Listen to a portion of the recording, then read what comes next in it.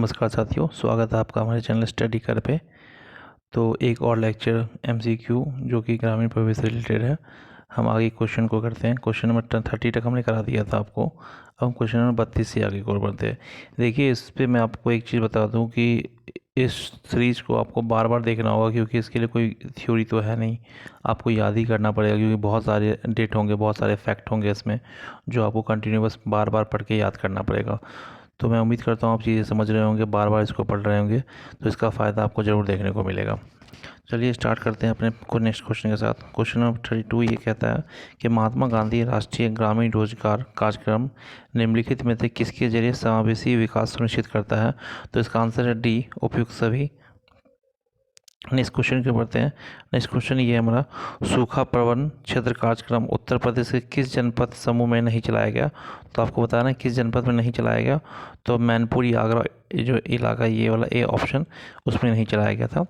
योजना आयोग ने निम्नलिखित में से किसे विकासात्मक आयोजन के आधारभूत इकाई बोली है। तो आपको याद रखना है विकास खंड को बोला गया है।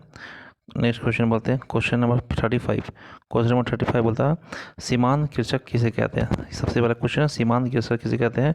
जिनके पास भी भूमि 1 हेक्टेयर से कम होती है उन्हें सीमांत कृषक कहते हैं। Option A.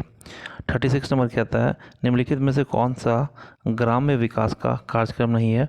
तो अगर आपने पढ़ रखा होगा तो सार्वजनिक वितरण प्रणाली जो है इसका कार्यक्रम का हिस्सा नहीं है। 20 सूत्रीय कार्यक्रम किस प्रधानमंत्री के, ये बेसिकली 20 सूत्रीय पॉइंट जो है आपको इंदिरा गांधी के समय आया था ना, ये शायद 1985 के आसपास इन्होंने इसको स्टार्ट किया था। तो इसको चेक कर लीजिएगा, पर मुझे यहाँ तक याद है कि 1985 ही है इसका। 38 क्वेश्चन नंबर कहते हैं श्रीमती इंदिरा गांधी द्वारा प्रारंभ किए गए 20 सूत्रीय कार्यक्रम में निम्नलिखित में से कौन सा सूत्र शामिल नहीं था। तो देखिए, लोकतांत्रिक, बी ऑप्शन बी, लोकतांत्रिक विकेंद्रीकरण, ये बिल्कुल नहीं था शामिल इसमें। बाकी जो 3 दे रखे हैं ये तीनों के तीनों शामिल है। 20 सूत्रीय पॉइंट उसको आप एक बार देख लीजिएगा, आपको याद करने की जरूरत नहीं है। अगर आपने एक बार पढ़ लिया तो भी आप कर जाइएगा इस क्वेश्चन को। नेक्स्ट क्वेश्चन नंबर 39 है, चकबंदी का संबंध निम्नलिखित में से किससे है। ऑप्शन भूमि सुधार कार्यक्रम में चकबंदी होता है, किस लिए भूमि सुधार के, चकबंदी जो भी टुकड़े वाली भूमि है उनको एक साथ कराना, तो ये चकबंदी कार्यक्रम है। तो ये बेसिकली क्या है, भूमि सुधार का ही कार्यक्रम है। क्वेश्चन नंबर 40 करते हैं हम लोग। क्वेश्चन नंबर 40 कह रहा है निम्नलिखित में कौन सा भूमि सुधार का कार्यक्रम है। तो सारे के जितने भी कार्यक्रम दे रखे हैं वो सारे के सारे भूमि सुधार के ही कार्यक्रम हैं। तो देखिए, आपको इस चैप्टर को बार बार पढ़ना होगा, तभी जाके आप इसमें अच्छा स्कोर कर पाएंगे। चलिए स्टार्ट करते हैं अपने 41 नंबर क्वेश्चन पे। भारत में भूमि सुधार के किस कार्यक्रम को सर्वाधिक सफल कहा जाता है। कौन सा कार्यक्रम था, आपको याद है। सी, ऑप्शन सी, मध्यवस्थी और काम जो मतलब जमींदारी प्रथा जो था उसका उन्मूलन, ये सबसे बड़ा एक माना जाता है कि सर्वाधिक सफल रहा। भूमि सुधार के लिए बहुत सारे कार्यक्रम चलाए गए, उसमें एक सबसे बेस्ट जो माना जाता है वो यही माना जाता है, जमींदारों का उन्मूलन। क्वेश्चन नंबर 42 है, मरुस्थल विकास कार्यक्रम निम्नलिखित में से किस राज्य में नहीं चलाया गया था। तो उत्तर प्रदेश में ये कार्यक्रम नहीं चलाया गया था, आपको याद रखना है। नेक्स्ट क्वेश्चन जो हमारा है, नेक्स्ट क्वेश्चन है एकीकृत जल संभर प्रबंधन कार्यक्रम के अंतर्गत कौन सा कार्यक्रम को मिला दिया गया है। उपयुक्त सभी, जितने हैं सारे के सारे मिला दिए गए हैं। नेक्स्ट क्वेश्चन जो हमारा है वो है जरीब से, कि जरीब सर्वेक्षण में, ये 44 नंबर है, जरीब सर्वेक्षण में क्षेत्र को किस ज्यामिति आधार पर आकृति, मतलब किस आकृति पर बांट कर नापना मतलब आसान होता है। तो ऑप्शन त्रिभुज में, अगर ट्राइंगल में आप बांट के इसको करते हैं तो आसान होता है। 1 हेक्टेयर का मान निम्नलिखित में से कितना है। 1 हेक्टेयर का मान होता है 10⁴ वर्ग मीटर, मतलब 10,000 वर्ग मीटर। नेक्स्ट क्वेश्चन है, 1 एकड़ में कितना बीघा होता है। 1 एकड़ में 5 बीघा होता है। ठीक है, कच्चा बीघा की बात हो रही है, ठीक है, कच्चा की पक्का की नहीं बात हो रही। कच्चा होता होगा 2 बीघा होते, कच्चा बीघा पक्का बीघा, तो यहाँ हम बात करें कच्चे बीघा की। ठीक है। क्वेश्चन नंबर 47, भूमि सुधारों से संबंधित विषयों का उल्लेख भारतीय संविधान की 7वीं अनुसूची में किस सूची में साथ है। राज्य सूची में। भूमि सुधार से रिलेटेड सारे स्टेट का मामला खुद से देखना होगा, इसलिए इसका आंसर वो 48, भारतीय संविधान अनुच्छेद 31B निम्नलिखित में से किससे संबंधित है। उपयुक्त सभी, जितने भी दे रखे हैं ऊपर, इन तीनों से ही संबंधित है। क्वेश्चन नंबर 49 कहता है निम्नलिखित में से किसे चकबंदी के अधीन नहीं लिया जा सकता। तो आपको याद रखना है, ये जितने भी दे रखे हैं आपको, बाग हो या चरागाह हो या शमशान हो, उसको आप चकबंदी के अंडर नहीं ले सकते हैं। नेक्स्ट क्वेश्चन है, भारत में संपत्ति का अधिकार एक क्या है, विधि का अधिकार। ठीक है। 51 क्वेश्चन है, भूमि सुधार कार्यक्रम को सर्वाधिक सफलता किस राज्य में मिलती है? ये आपको याद रखना, पश्चिम बंगाल में सबसे ज़्यादा सफलता मिलती है। पश्चिम बंगाल बिहार वाले रीजन था, उसमें ज़्यादा सफलता मिलती है। पश्चिम बंगाल इसका आंसर है। देखिए, आपको इस क्वेश्चन को बार बार पढ़ना पड़ेगा, तभी ये क्वेश्चन आपको याद हो पाएंगे। तो इसलिए नहीं कि मैं आपको बता दूंगा इससे हो जाएगा, आपको बार बार खुद से इस क्वेश्चन को बार बार पढ़ना पड़ेगा, तभी जाके आप पेपर में अच्छा स्कोर कर पाएंगे। नेक्स्ट क्वेश्चन हमारा 52 है, डंपी लेवल यंत्र समतलन स्क्रू की संख्या होती है, बताइए कितनी होती है? 3 to 5। नेक्स्ट क्वेश्चन है हमारा, निम्नलिखित में कौन सा चकबंदी का उद्देश्य नहीं है? ये देखिए, बड़े पैमाने पर कॉर्पोरेट खेती को बढ़ाना, बिल्कुल नहीं, ये है ही नहीं, ये तो ऐसे भी आप कॉमन सेंस से बोल सकते हैं। ऑप्शन सी इसका राइट आंसर है। 54 क्वेश्चन नंबर, ये आपको सापेक्षा स्थिर बिंदु कहलाता है, क्या कहलाता है? बेंचमार्क, जो बेंचमार्क होता है वो कहते हैं इसको। क्वेश्चन नंबर 55 पे हम पहुंच गए। भूमि धारणा प्रणाली की मतलब रेतवारी व्यवस्था की शुरुआत भारत में किसने की थी? इसका आंसर है थॉमस मुनरो ने की थी। ठीक है। आप इसके साथ याद रखिएगा, बिहार उड़ीसा बंगाल वाला रीजन था, उस तरफ किया, उस साइड किया था इन्होंने। और भी तीनों आपको बता रहा हूँ, रेतवारी और जो परमानेंट सेटलमेंट आया था वो, और ये तीनों ही आप पढ़ लीजिएगा, क्योंकि इससे क्वेश्चन बन सकता है कि पेपर में आपको देखने को मिल जाए। क्वेश्चन नंबर 56 ये कहता है कि निम्नलिखित में से किसने ग्रामीण सामाजिक विकास में सर्वाधिक योगदान दिया था? तो ऑप्शन सी 73, क्योंकि इसमें पंचायती राज व्यवस्था इसी में आया था, तो 73 ऑप्शन सी। निम्नलिखित में से कौन भू क्षेत्रफल मापन की अंतर्राष्ट्रीय इकाई है? भू मतलब हेक्टेयर में नापा जाता है, अंतर्राष्ट्रीय इकाई इंटरनेशनल यूनिट बोल रहा है, तो इसका आंसर आपका कौन सा होगा? हेक्टेयर। ठीक है, ऑप्शन बी। 58 करते हैं, भारत में पारंपरिक तौर पे भू क्षेत्रफल मापन हेतु निम्नलिखित में से किसका प्रयोग किया जाता है? जरीब का। ठीक है, पारंपरिक तरीके से हम लोग जरीब का यूज़ करते हैं। तो ये क्वेश्चन बहुत इंपॉर्टेंट है, ये क्वेश्चन आपसे पूछ सकता है, आंसर इसका ए होगा। नेक्स्ट क्वेश्चन हमारा 59 है, जमींदारी प्रथा का प्रारंभ किसने किया था? आंसर लॉर्ड कॉर्नवालिस ने किया था। ठीक है। नेक्स्ट क्वेश्चन है कि जो पारंपरिक मापन इकाई चेन निम्नलिखित में से किसके बराबर होती है? तो आपको याद रखना है, ये सभी, ये सारे 60 हो, फुट हो, 22 गज हो, या 100 कड़ियाँ हो, 100 कड़ियाँ जुड़ी होती है उसमें, तो ये याद रखना है। ये बहुत ही इंपॉर्टेंट है, इसको याद रखिएगा, एक दिखने को मिल सकता हो सकता है पेपर में। नेक्स्ट क्वेश्चन है, निम्नलिखित में से कौन सा भूमि सुधार भारत में सबसे पहले प्रारंभ किया गया था? तो जमींदारी उन्मूलन। नेक्स्ट क्वेश्चन हमारा बनता है, नेक्स्ट क्वेश्चन ये है 62 नंबर, कि निम्नलिखित में से कौन सी लंबाई के मापन हेतु प्रयुक्त नहीं की जाती? आंसर है रूट। ठीक है। 63 क्वेश्चन नंबर जो है, भूमि सुधारों से संबंधित विषयों का उल्लेख भारतीय संविधान की 7वीं अनुसूची के किस सूची में है? तो राज्य सूची में है। ये पता होगा, इससे पहले भी क्वेश्चन इस टाइप का आ चुका था। नेक्स्ट क्वेश्चन हमारा कह रहा है, निम्नलिखित में से कौन सा चकबंदी का उद्देश्य नहीं है? अभी अभी आपने किया कि बड़े पैमानों पर कॉर्पोरेट खेती को बढ़ावा देना, ये बिल्कुल ही उद्देश्य नहीं है। ये क्वेश्चन रिपीट हो रहा है, निम्नलिखित में से किस चेन की लंबाई 66 फीट हुई? अभी ऊपर ही आपको बताया, गंटर चेन की लंबाई जो होती है, 4 तरह की चेन होती है, वो पढ़ना पड़ेगा आपको एक बार, हालांकि एमसीक्यू में हम कवर कर लेंगे उसको भी। देखिए, नेक्स्ट क्वेश्चन हमारा जो कह रहा है वो कह रहा है, निम्नलिखित में कौन सा संविधान संशोधन से भारत में भूमि सुधारों को मार्ग प्रशस्त हुआ था? तो आपको पता है कौन सा है, संविधान का अधिनियम 1951 पहला संशोधन था, उससे कहीं ना कहीं ये फ़ायदा पहुंचा था। हमारा क्वेश्चन नंबर 68 पे आता है। क्वेश्चन नंबर 68 का था, एक बिस्वा कितने के बराबर होता है? 20 विस्वांसी। 69 नंबर क्वेश्चन है, पटल सर्वेक्षण को सर्वाधिक प्रभावित करता है प्लेन टेबल का कौन सा हिस्सा? दीर्घ स्थानीय। ठीक है। क्वेश्चन नंबर 70 पे है, ये ऊपर का ही क्वेश्चन, उसी का एक पार्ट है ये, कि ये कौन सी विधि से शुद्ध और बाहरी मुक्त विधि है? तो ये दोनों ही है, उसका आंसर ये प्रस्तालोपन विधि, ए, ऑप्शन ए। 71 नंबर, निम्नलिखित में से कौन सी भूमि सुधार से संबंधित है? ऑप्शन ए भूदान आंदोलन। बताइए आपको, भूदान चिपको आंदोलन तो बताइए कि वो पेड़ कटाई से था, भूदान आंदोलन इसका आंसर हो जाएगा। 72, निम्नलिखित में से कौन सी योजना सबसे बाद में हाल ही में प्रारंभ की गई थी? तो मतलब जो सबसे मोस्ट रिसेंटली जो योजना पास हुआ है वो कौन सा है? ये सांसद आदर्श ग्राम योजना 2014 में इसको स्टार्ट किया गया था। नेक्स्ट क्वेश्चन हमारा है कि भूदान आंदोलन, अभी ऊपर देखा था आपने भूदान आंदोलन, वही उसी क्वेश्चन का नेक्स्ट पार्ट, एक अलग से पार्ट है, असत्य कौन सा है इसमें से? ए, ऑप्शन ए इसका असत्य कथन है, पढ़ लीजिए इसको। उसका नेक्स्ट क्वेश्चन है, एयर मापन की एक इकाई है, बिल्कुल है। इससे किसके मापन हेतु प्रयोग किया जाता है? आपको पता है, ये क्षेत्रफल मापते हैं इससे, ये क्षेत्रफल की मापन इकाई है। नेक्स्ट क्वेश्चन है, निम्नलिखित में से कौन सा एकड़ के बराबर है? तो आप बताइए कौन सा होगा?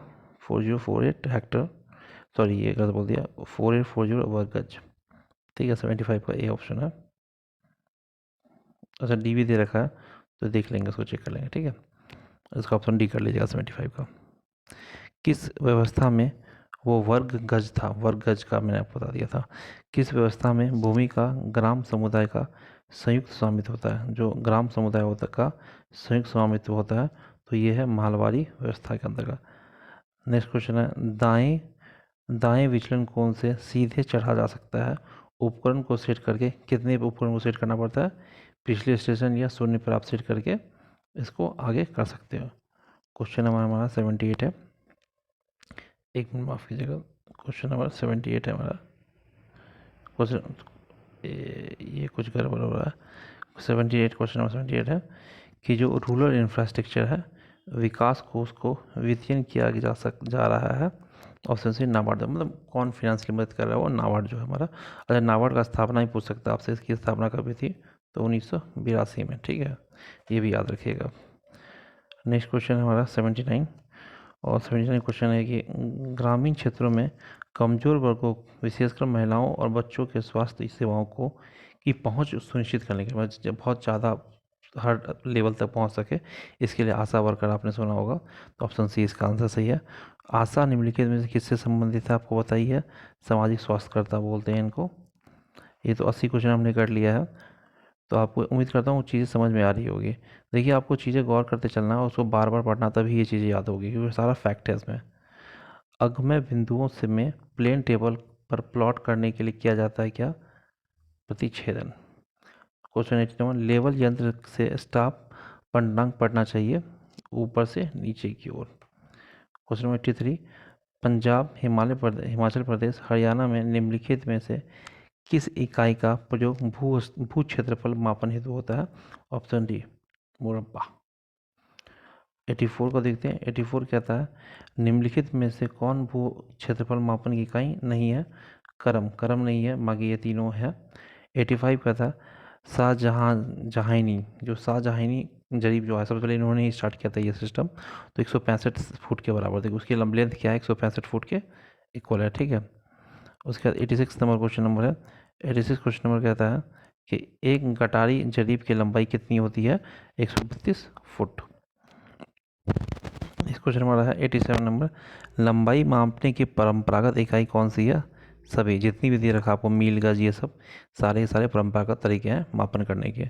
ठीक है, अच्छा ये एपीएल जो है, ये क्वेश्चन एक बार आ चुका है। एपीएल प्रारंभ की गई थी, कब प्रारंभ की गई थी और किसके द्वारा की गई थी? कॉर्पोरेशन बैंक के द्वारा की गई थी। 89, वास्तविक याम्योत्तर तथा चुंबकीय याम्योत्तर के बीच क्षैतिज कोण कहलाता है? बताइए क्या होता है? चुंबकीय मान। क्वेश्चन नंबर 19 है, जब सुई उत्तर दिशा की को इंगित करता मतलब उत्तर की दिशा को जब दिखाता है सुई, तो प्रिज्म की अंतर्गत पठन होना चाहिए, कितना होना चाहिए बताइए? 0 होना चाहिए। 91 है, भारतीय ग्रामीण समाज को बांटा जा सकता है किसके आधार पर? जनजाति समाज और कृषक समाज। और ये आपको पढ़ना पड़ेगा ये चीज़। अफ्रीका में जो समाज है वो जनजातीय समाज देखा जाता है, भारत में कृषक समाज है, तो ये आपको देखना होगा। नेक्स्ट क्वेश्चन हमारा जो है 91, 92 पे आ गए हम। विभिन्न परिस्थितियों में माप लेने में सबसे कम त्रुटि होती है किस स्थिति में? क्वेश्चन नंबर सी, फीता से। ठीक है। 93, छोटे खसकों को मापन होता है, छोटे खसकों का मापन कैसे होता है? साधारण चिन्ह से, मतलब सिंपल चिन्ह, उससे भी आप मापन कर सकते हैं जो छोटे खसके होंगे। ठीक है। सर थॉमस मुंड्रो भू अभी तुरंत आपको मैंने बताया रही तवारी का 94 का ये। 95 क्या है? प्लेन टेबल स्टेशन के हिंदुओं की स्थिति का निर्धारण करता है, दोनों ऊपर के दोनों जो देखा दोनों ही निर्धारण करता है। 96 नंबर है। 96 नंबर कहता है भूमि सुधार हेतु कानून बनाने की शक्ति किसके पास है? तो ये आपका आंसर है राज्य सरकार के पास, और ये राज्य लिस्ट में ही शामिल किया गया है, इसलिए इसका आंसर भी वही होगा। ठीक है, दोनों याद रखिए, दोनों तरह से क्वेश्चन आ सकते हैं आपके पास। 97 हम करते हैं, ग्रामीण जीवन एक ग्रामीण समस्याओं का अध्ययन किया जाता है किसमें? ग्रामीण समाजशास्त्र के अंदर। नेक्स्ट क्वेश्चन 98 है, ग्रामीण समाज में उत्पादन एवं उपभोग के बीच संतुलन बना रहता है। ठीक है। नेक्स्ट क्वेश्चन हमारा आ गया, ये हमने कर लिया, 99 में पहुँच गया हम। खतौनी में लेखपाल परिवर्तन करता है, क्या करता है परिवर्तन? लाल स्याही, अब देखो कपड़े का होता है और लाल स्याही का वो यूज करते हैं, ठीक है। अच्छा, लेखपाल के कागजात पर हस्ताक्षर किसके होते हैं, बहुत इंपॉर्टेंट है, राजस्व अधिकारी के। ये क्वेश्चन आ सकता है आपको, बहुत लोगों को नहीं पता होगा ये क्वेश्चन, ठीक है। नेक्स्ट क्वेश्चन पे बढ़ते हैं। नेक्स्ट क्वेश्चन हमारे कह रहा है ग्रामीण अर्थव्यवस्था में तीव्रता से हो रहे परिवर्तनों का सबसे प्रमुख कारण क्या है, बताइए। सरकार द्वारा नियोजित योजनाएं, जो चेंजेस आ रहे हैं वो बेसिकली सरकार जो योजनाएं चला रहे हैं उसके कारण से। 102 क्वेश्चन है, चुंबकीय सुई में होना चाहिए क्या, ऑप्शन बी 103, 103 पे हम लोग आ गए, एक मिनट, 103 पे हम लोग हैं। एक कंपास सर्वेक्षण में दृष्टि रेखा कंपास के केंद्र से नहीं गुजरती है, वह किस प्रकार की त्रुटि है, बताइए। यांत्रिक। दूसरा क्वेश्चन है कि भूमि के विक्रय के समय मुद्रांक शुल्क लगाया जाता है, किस पे लगाया जाता है, उपयुक्त सभी जितने भी दे रखे हैं वो सारे। नक्शा संबंध, जो संबद्ध होता है नक्शा के, नक्शा क्षेत्र में होता क्या होता है भैया, 630/6। नेक्स्ट क्वेश्चन है भूमापन में जरीब लाइन के आरंभ तथा समाप्त होने के स्थान को क्या कहलाते हैं, बताओ। मुकाम। मुकामी तो हासिल हो गया, आपने मेजर कर लिया ज़मीन, ठीक है। नेक्स्ट क्वेश्चन जो हमारा वो है कि गांव के नक्शे को में लेखपाल दर्शाता है, क्या दर्शाता है भैया, पेंसिल के बिंदुदार रेखा द्वारा, जो दिखाता है कैसे दर्शक को दिखाता है, बिंदुदार, पेंसिल के बिंदुदार रेखा द्वारा दिखाता है, ठीक है। नेक्स्ट क्वेश्चन जो हमारा है वो है जोत बही में पृष्ठों की संख्या कितनी होती है, 16। ये रट लीजिए, जोत बही में पृष्ठों की संख्या 16 होती है। भूदान आंदोलन कार्यक्रम आचार्य विनोबा भावे द्वारा सर्वप्रथम किस प्रदेश में प्रारंभ किया गया था, तो इसका आंसर है आंध्र प्रदेश में प्रारंभ किया गया था। नेक्स्ट क्वेश्चन है सर्वेक्षण में एक दुरुस्त त्रिभुज के कोनों का छोटा नहीं होना चाहिए, बताइए क्या होगा। मैं कह रहा क्वेश्चन ये सर्वेक्षण में एक दुरुस्त त्रिभुज के कोनों को छोड़ कितने एंगल से छोटा नहीं होना चाहिए, तो 30 डिग्री से छोटा नहीं होना चाहिए। तो आज के लिए हम इतना ही क्वेश्चन रखते हैं, 110 क्वेश्चन पे पहुंच गए हैं। टोटल लगभग 400 क्वेश्चन इसमें दे रखे हैं, तो हम 400 क्वेश्चन को कवर करने की कोशिश करेंगे। उम्मीद करता हूँ आपको चीज़ें बहुत अच्छे तरीके से समझ आ रही होगी। मैं आपको बार बार यही बोल रहा हूँ कि आपको चीज़ों को बार बार पढ़ना होगा, क्योंकि इसमें कुछ समझाने के लिए है नहीं, सारा क्वेश्चन फैक्ट बेस्ड है। तो फैक्ट पता होगा तो आप क्वेश्चन को आराम से कर जाएंगे, और फैक्ट याद करना पड़ता है, तो आपको बार बार चीज़ों को देखना पड़ेगा, बार बार चीज़ों को याद करना पड़ेगा। और एक बात, आप लोग ज़्यादा से ज़्यादा के लोगों के साथ शेयर करें इस चीज़ों को, क्योंकि ग्रामीण प्रवेश का जो नोट्स है वो मार्केट में सही ढंग से अवेलेबल नहीं है। मैंने इस चीज़ आपको बहुत ढंग से पढ़ा, तो मुझे ये लगा कि, और पिछले ईयर का जब मैंने पेपर एनालाइज किया तो मुझे ये लगा कि ये बुक बहुत ही अच्छा है, परफेक्ट है। तो मैं इसलिए आप लोगों को बोल रहा था कि इस MCQ आप जो जहाँ से पढ़ रहे हो पढ़ते रहे, कोई दिक्कत नहीं है, लेकिन आप साथ में साथ ये जो MCQ है उसको भी लगाते चले। आप थ्योरी पढ़ लिए, आपने MCQ लगा लिया, तो इससे आपका कॉन्फिडेंस लेवल बढ़ जाएगा। और आपको पता है कि जो ग्रामीण प्रवेश है वो थोड़ा सा आपका खेल बिगाड़ सकता है। तो चलिए ठीक है, अगली क्लास में फिर मिलते हैं, नेक्स्ट क्लास में। और तब तक अपना ख्याल रखें और पढ़ाई जितना कर सकते हैं उतना करें। बहुत बहुत धन्यवाद, थैंक यू।